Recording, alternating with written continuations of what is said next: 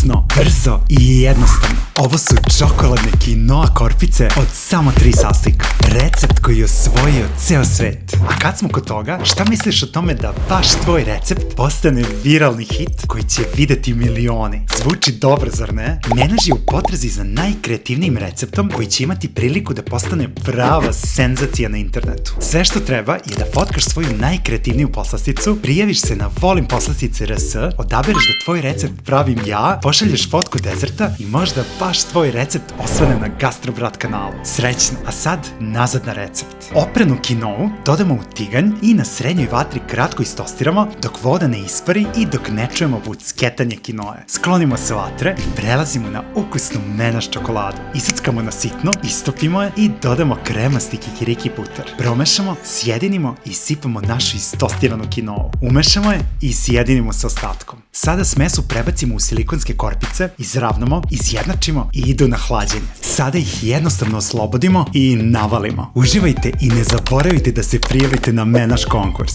Jedva čekam da spremam tvoj pobednički recept. Vidimo se uskoro.